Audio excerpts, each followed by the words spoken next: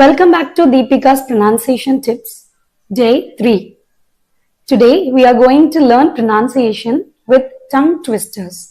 So tongue twisters எந்த அளவுக்கு நமக்கு pronunciationல ஹெல்ப் பண்ணும் அப்படின்னு பார்த்தீங்கன்னா, tongue twisters நம்ம லேர்ன் பண்றது மூலமா இங்கிலீஷ்ல இருக்கக்கூடிய அந்த pronunciation nuances நம்ம தெரிஞ்சுக்க முடியும்.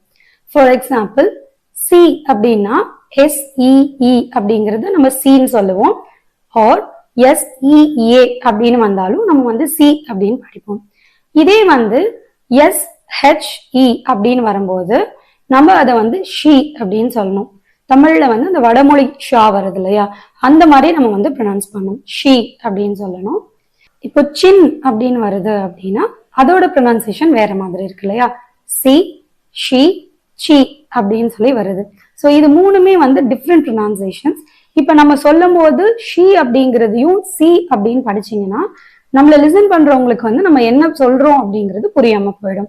அதனால வந்து இந்த டிஃபரன்சஸ் நம்ம கண்டிப்பா லேர்ன் பண்ணணும். அதுக்கு வந்து டங் ட்விஸ்டர்ஸ் ரொம்பவே வந்து ஹெல்ப்ஃபுல்லா இருக்கும். இதுல வந்து ஃபர்ஸ்ட் நம்ம என்ன பார்க்கறோம்னு பாத்தீங்கன்னா, cheap sheep soup, cheap sheep soup. So இதுல வந்து நமக்கு அந்த 3 சவுண்டுமே வந்து வந்திருக்கு. இப்போ எப்படி ப்ரொனவுன்ஸ் பண்ணிருக்கேன் அப்படின்னு பார்த்துட்டு நீங்க வீடியோ பாஸ் பண்ணிட்டு ஒரு 10 to 15 டைம்ஸ் நீங்க ரிப்பீட்டடா இதை வந்து சொல்லி பார்க்கணும்.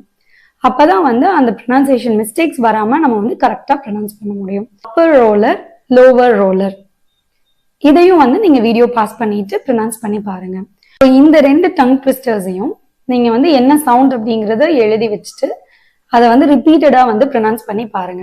இன்னைக்கு நம்ம லெசன்ல கொடுத்திருக்க 2 டங் ட்விஸ்டர்ஸையும் நீங்க ப்ராக்டிஸ் பண்ணிட்டு கண்டினியூஸ்லி 5 டைம்ஸ் உங்களால அதை சொல்ல முடியுதா அப்படின்னு சொல்லிட்டு உங்களோட எக்ஸ்பீரியன்ஸை காமெண்ட்ஸ்ல லீவ் பண்ணுங்க. I'll definitely go and check that. Thanks for clicking this video. Feel free to give your suggestions and feedbacks in the comment box below.